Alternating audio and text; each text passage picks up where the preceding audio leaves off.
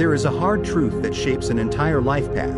Everyone desires success, but few are willing to endure humiliation. We all want to reach great heights, but shy away from moments of kneeling down, from being misunderstood, from those unnamed wounds that scar the heart. In life, some appear strong, yet crumble at a single insult.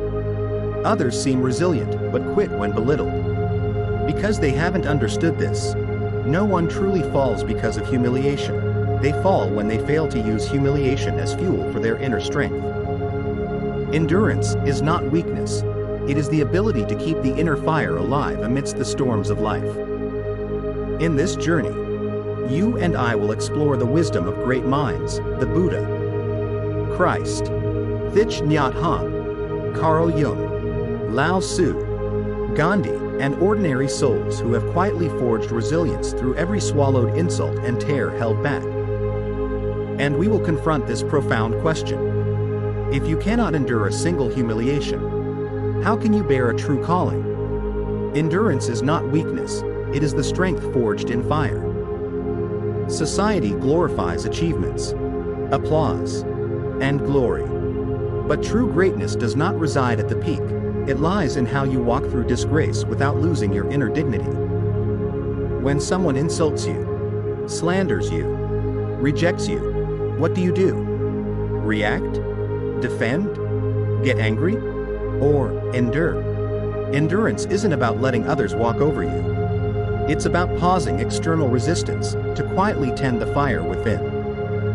A Zen master once said, "Someone may throw filth in your face, but you have the choice to wipe it clean or throw it back. The one who chooses to wipe has conquered themselves." Thich Nhat Hanh reminds us, anger is like a storm. Endurance is the breath that keeps us from being swept away. And those who can remain centered amidst the chaos are the ones who truly go far. Endurance isn't about letting others trample you, it's about protecting your heart from darkness. Many people misunderstand endurance. They think enduring means losing, that it's weakness, that it's being walked over. No. Endurance is an inner strategy. It is a conscious choice, not passive resignation. It's when you place your long-term vision above momentary pride. If one insult can make you cut off relationships, abandon your goals, or swallow resentment, then you've handed your soul over to your emotions. Carl Jung once said, "Until you make the unconscious conscious, it will direct your life and you will call it fate." Endurance is the art of turning unconscious reactions into conscious decisions. And the one who chooses calm while others burn with rage is the one who changes destiny.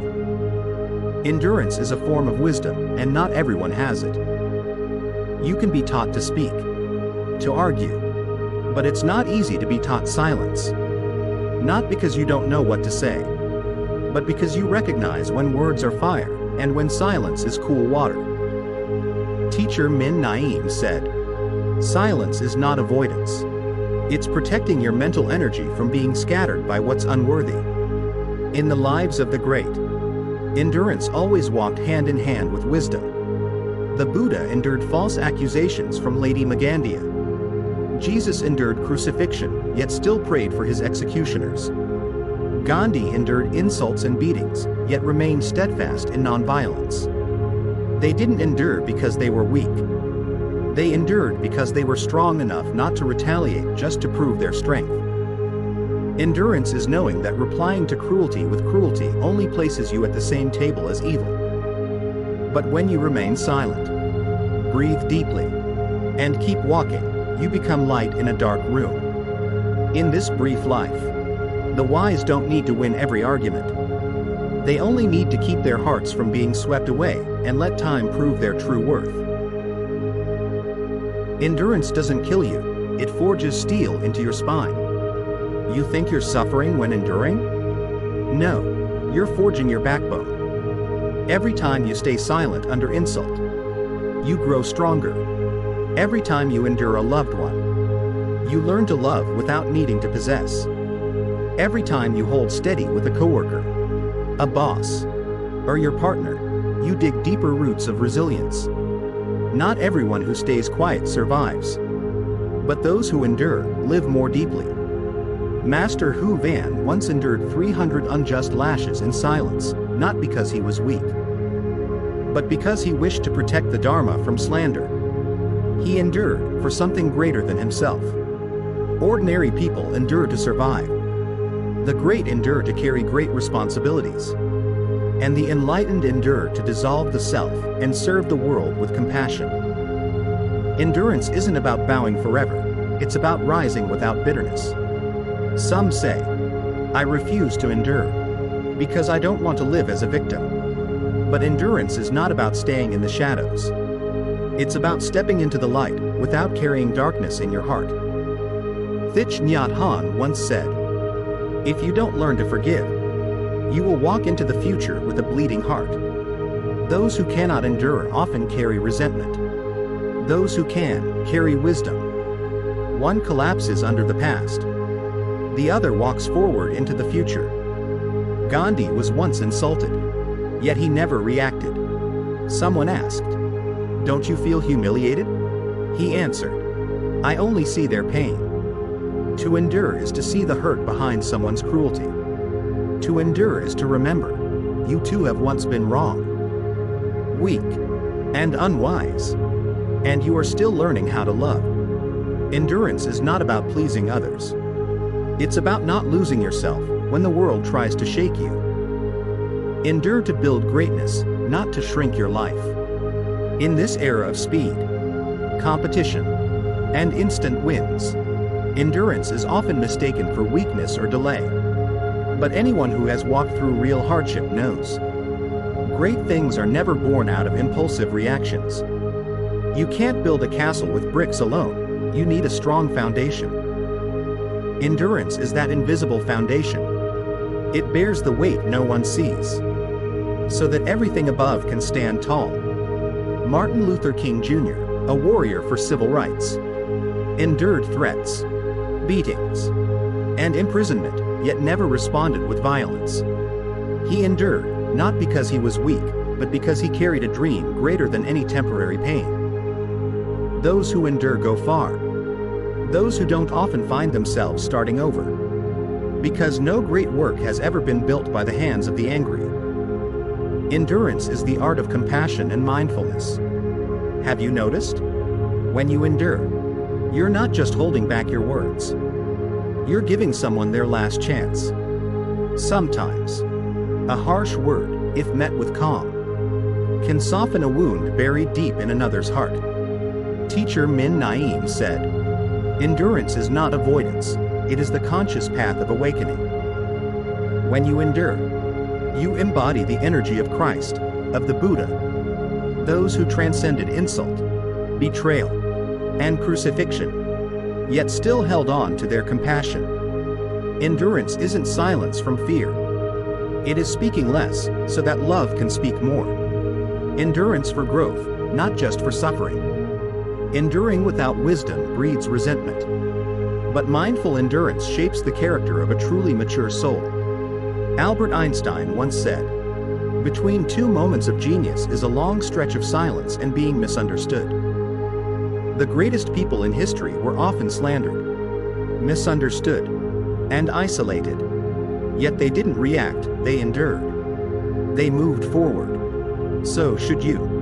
When you're criticized, don't rush to prove anything. Endure, and let your inner strength speak for itself through your results. In families, at work, or in communities, the person who can endure changes the entire atmosphere. A home with one person who knows how to endure becomes warmer. A team with a leader who knows how to endure grows stronger through connection, not fear. Ultimately, endurance is the clearest sign that you no longer act from ego, but from a heart large enough to embrace others. Endurance isn't weakness, it's leadership. The weak react to prove themselves. The strong remain silent and lead the way. A true leader never needs to defend with words. They command respect through inner calm and quiet strength. Pope Francis once said, true strength is not about overpowering others.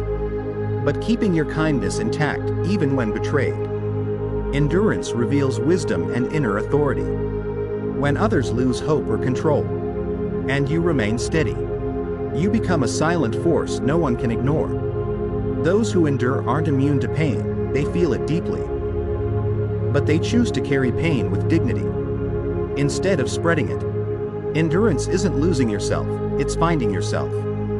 Many fear endurance, thinking it means losing their worth or being disrespected. But what they don't realize is this: the true cost of not enduring is losing yourself.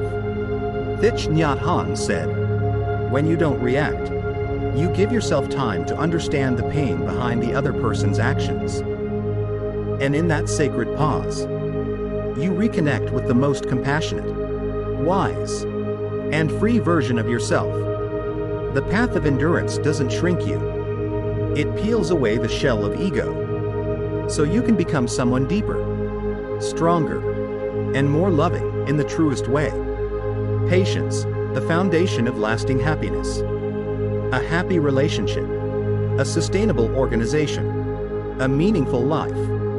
None of them are built without patience. Not about who's right or wrong, but about who is willing to pause first to protect what is truly precious. There are moments when silence may feel like defeat, when you choose not to argue back. But that silence may be your greatest victory, because you've preserved something more sacred than being right: the connection between souls. The one who practices patience is the one who prioritizes harmony over ego. And that is the true root of lasting happiness. In families, at work, and along the spiritual path. Patience, the way the enlightened transcend themselves. When we look into the lives of the great awakened beings, from the Buddha to Jesus, from Gandhi to Nelson Mandela, we find one shared truth. They were insulted, tortured, even faced with death, yet they never retaliated with hatred. Instead, they transformed that pain into light. After his enlightenment, the Buddha was still attacked by rival sects. But he didn't fight back. He chose silence. He chose patience because he understood. Light does not need to argue with darkness. Carl Jung once said, "What doesn't kill you makes you whole." But he added, "Only if you don't let it turn you into someone full of resentment." That is true patience. Not passive endurance, but an active transformation of pain into growth. The truly awakened never need to shout their worth. Their silence becomes a healing echo for a world desperate to be soothed. Patience, a sacred mission in an age of chaos. We live in an age where reaction is the norm, and patience is mistaken for weakness. Social media inflates the ego, glorifies argument, and drowns out the quiet dignity of inner calm. But if everyone chooses to argue to feel right, who will be the one to protect the warmth inside others' hearts? Patience is not just a personal virtue. It is the mission of the awakened ones. Those who choose not to throw fuel on the fire. Those who know, I do not react, not because I'm naive, but because every word I say can either heal a soul or push it deeper into despair. This world doesn't lack intelligence, but it deeply longs for those who are patient.